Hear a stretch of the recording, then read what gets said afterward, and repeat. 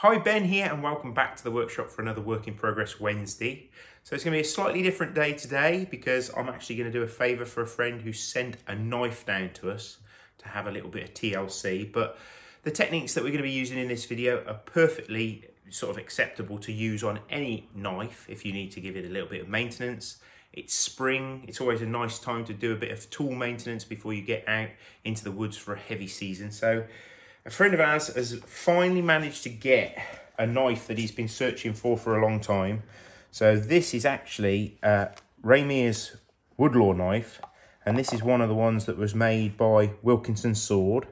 There's been a few makers over the years, and there was a stage where Wilkinson Sword were making them, and they made them in two models, one with a bird's eye maple handle and one with a black MacArthur handle. So this chap's been searching one for a while, and he finally managed to find a second-hand one. But unfortunately, it had been a little bit, not abused, but it had been used and maybe stored and not oiled. So it had got a little bit of corrosion on the blade, and there's a few little things that we need to tweak on the actual handle itself. So we're going to show you the way that we go about doing it. And hopefully, yeah, those sort of ways of doing it will help you restore your knives if you've got an old knife that needs a bit of TLC, or if you just want to generally maintain your knife and keep it in tip-top condition. So like I say, when this chap got the knife, it was in a lot worse condition than it is now. The actual blade itself was tarnished, and you can probably see he's had a good go at it. We recommended that he used these Gary Flex blocks. This is what I really love for maintaining tools. This is a rubber block that's impregnated with grit, basically. Now, the trouble is, if you just use normal sandpaper to try and clean up the blade, you will find that you'll often put more sort of scratches into it than good. It's perfect for taking off any oxidization, any rust. It's perfect for cleaning up handle material as well. So sometimes you get staining or even like verdigris on any brass hardware that's on your handle. Now, the beauty of these is you can actually clean up those bits of hardware and it won't damage your handle material. It'll only just clean up the metal. So we use normally the medium and the fine grit, and it's perfect for cleaning up the sort of tang of the knife and things like that, where you've got these two contrasting materials.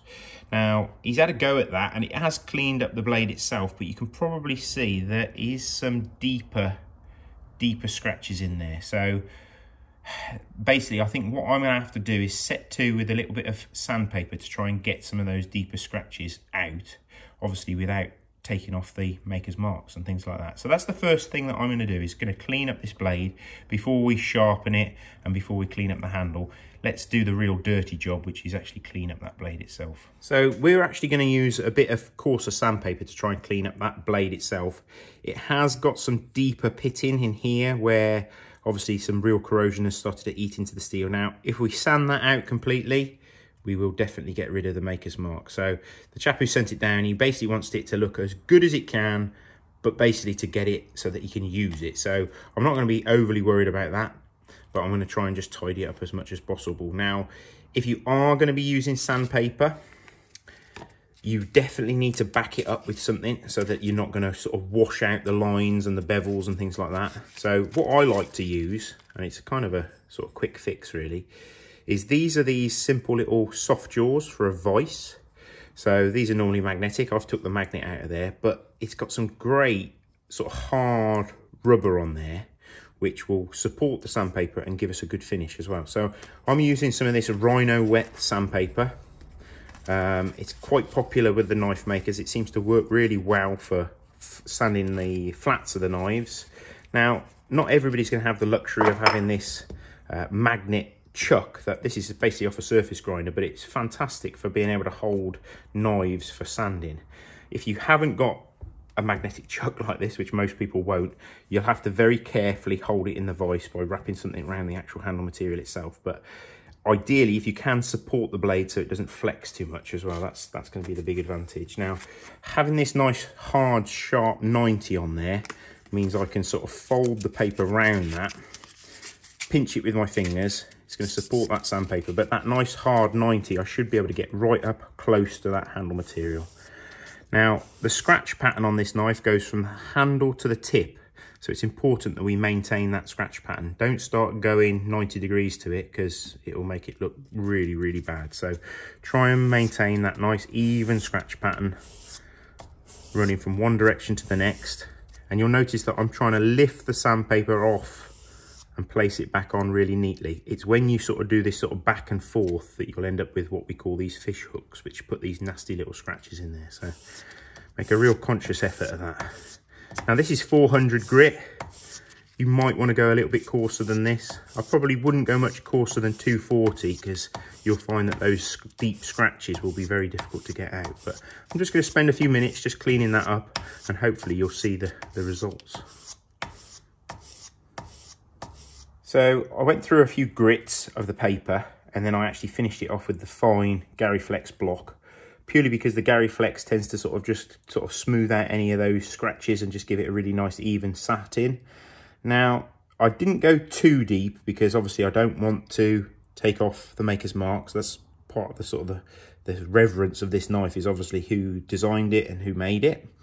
Now, we said about the scratch pattern, you can see the previous owner right near the actual handle itself. You can see there's some pretty nasty scratches running 90 degrees to the actual scratch pattern. So they're almost impossible to get out. They're kind of disguised a bit now.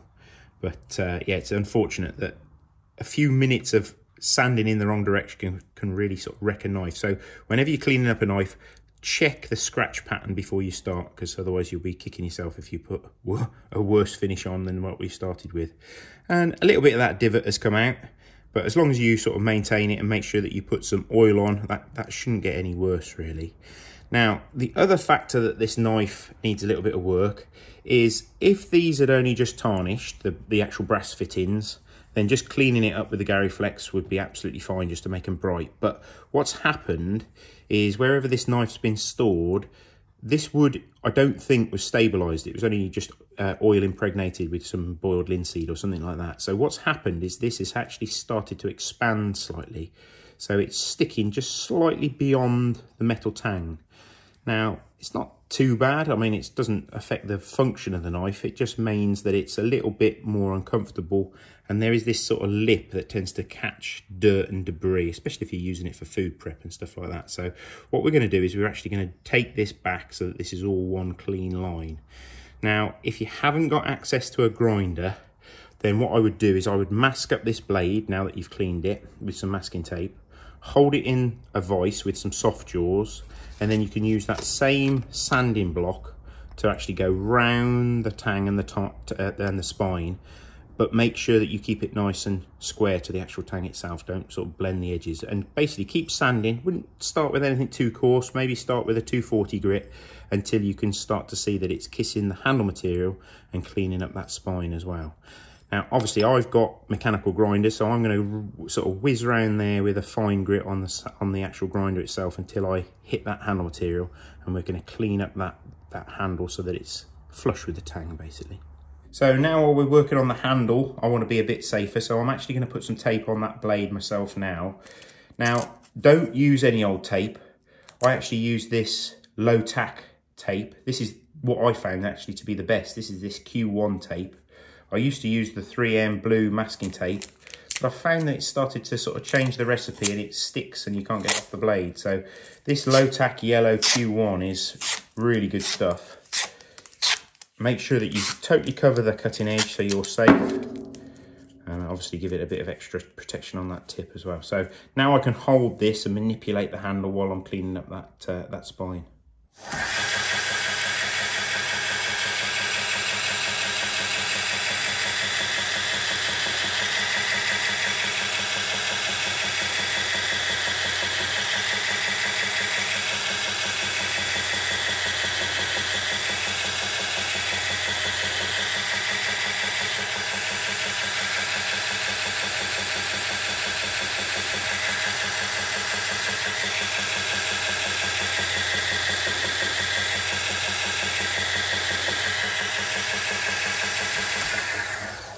So you can see after just a few minutes really, I've started to kiss that handle material and it's cleaned up that spine. So I'm going to make sure that I go all the way around and then I'll change the grit. So this is 220 grit. So I'll probably go right through to about a 400 grit, and then we can just finish off by hand then.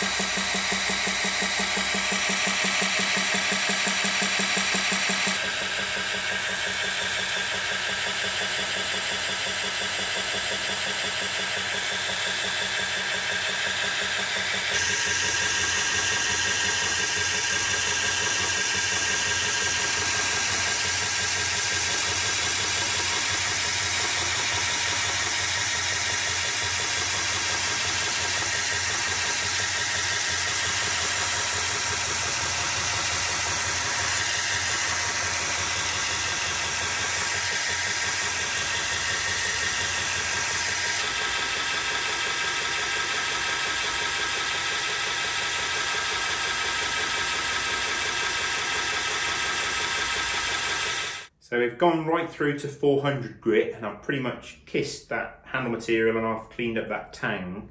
But now what I want to do, I'm not going to risk putting this handle actually on the grinder to bring those sort of rivets flush again. I'm just going to do that by hand. So you can sort of assess on how much and how coarse a paper you need, obviously depending on how much it's expanded. This isn't too bad. So I've got 400 grit Rhino wet again. And then I find that if you back up the sandpaper with either a bit of thick rubber like this, or a piece of leather, or even a bit of cardboard works quite well as well. So what I'll do is I'll just wrap this around the rubber, and then we can start to hand sand that handle to get those rivets looking as best they can, really. Now what you'll find is if you've got oil on the handle, so this has been oiled with linseed oil, you'll find that it will clog your paper quite quickly. So do a bit of sanding, and then you'll find that you have to just keep changing the paper basically. But already, look, you can see that is almost flush. You've still got a little bit of black around there, so it just needs a little bit more until that handle and that rivet is flush.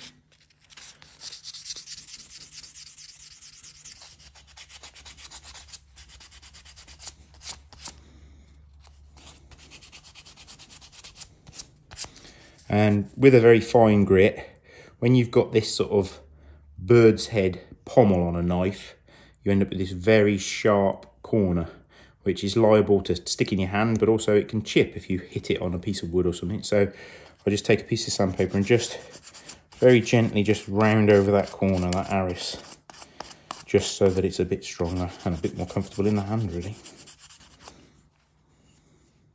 So we've pretty much sanded that now so that it's all one smooth sort of uniform handle now. There's no lip there by the tang, and these rivets are flush. You'll see that there's a little bit of sort of oxidization. So obviously the wood darkens with age. So you've got these slightly lighter patches where obviously we've removed some material. I think if you carried on sanding to get rid of all that oxidization, you'd end up removing a lot of wood. And to be honest, that will go back to the same uniform color with a few weeks in the sunlight, really. So before we oil it, what I'd like to do is clean out those lanyard tubes. And the easiest way I've found is that you actually make these little arbors. So this is just a bit of brass rod that I've put a hacksaw slot down it so that it's got like a sort of opening. And then you can get some wire wool, feed it into that slot and let it wrap around the actual shaft of the brass. And then that will allow you to get in there. It will sort of mould and change shape to the size of the thong tube, and it will just polish up that inside.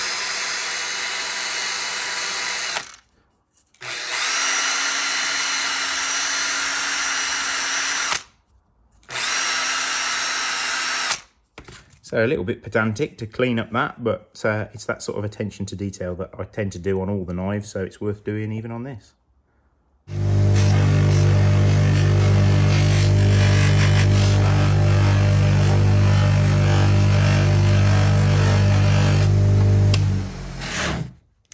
So I've just spent a minute or so just buffing this with a loose mop. This hasn't got any compound on it, and just very gently, not too much pressure, and that just puts a nice shine on the knife itself. Now, obviously, if you haven't got a buffer, if you just get a kind of fluffy towel and just rub it back and forth quite quickly, you'll build up the heat, and that will put a nice shine on there as well. Now, what you'll find when you are buffing, you always get this sort of blend where it sort of breaks the brass down from the fixings and sort of blends it into the wood, which looks a bit horrible. So the easiest way to get rid of that is actually to use a little bit of WD-40 and then a cloth, and you can just wipe it, and then that takes off that sort of nasty mark from where that brass has sort of bled. Now, obviously, this WD-40 will sort of almost evaporate, and then we can put on a proper finish later, but that's just cleaned up the handle a bit. The other thing that's quite good about putting a little bit of WD-40 on at this stage is if you see any deep scratches, if you've used a very coarse grit sandpaper to clean it up, you can sometimes see those scratches appear, and you know that you've got to go back and just spend a bit more time with a finer paper. But that's looking pretty good. So now what we've got to do is put the final edge on it. So it's time to actually sort out the main part of the knife, which is obviously the cutting edge. So we can peel that tape off, and this is where you'll be pleased that you use low-tack tape. So peel that off. Now, this bevel itself isn't too bad. It has got slightly rounded from the previous user, and there is a little bit, again, a bit of corrosion in the center of the bevel there, but you can see it's sort of almost rounded over. Now, the chap who sent it said, can you grind a new bevel on it? But to be honest, it's not bad enough to justify putting it on the grinder, really. It just needs a little bit of refinement to get that into a flat Scandi grind again. Now, if you obviously, and not everybody's going to have a grinder, so what I'm going to show you is the sharpening setup I use is basically, I'm going to use a sort of homemade grinder with no motor. So this is a simple little sharpening setup that you've probably seen in other videos, and this is just a piece of board with a conventional sanding belt on there, but I've got a piece of corian underneath there to stay dead flat. You could use a piece of glass, and then it's tensioned just by these little wooden chocks. Now, the beauty of that is you can use this, loads of different grits out there. So this is actually a 240 grit, so that's going to remove quite a lot of material. But that is very cheap in comparison to buying a big, coarse diamond stone, which you'd probably need to remove that kind of level of material. So you can either use your conventional water stone that you've got, it's just going to take you longer. But to re-establish that bevel, I think starting off with a fairly coarse grit like this 240 grit is going to really help matters. So I've drifted the edge of the belt over so that we can get right into that plunge line where it starts right up there. And as always, to help me see where I'm removing material, it really helps if you just colour in that bevel just with a marker pen.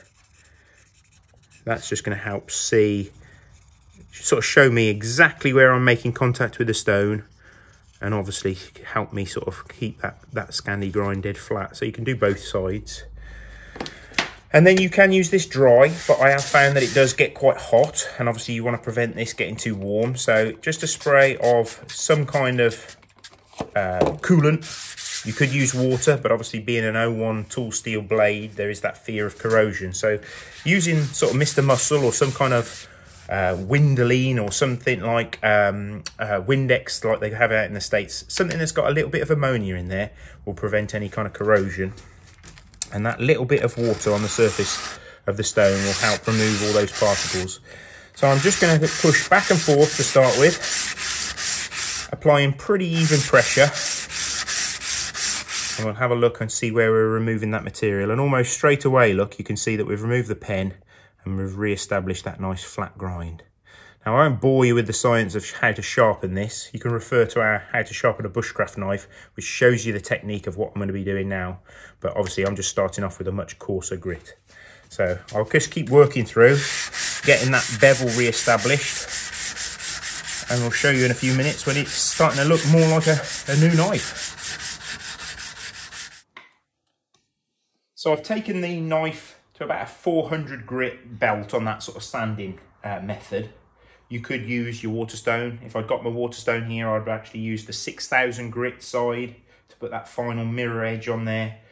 But whatever stone you're using, you'll probably find that it will leave a burr. So to remove that burr, use a piece of leather or a leather strop like this. This is one of our paddle strops that we apply a bit of Tormek paste to.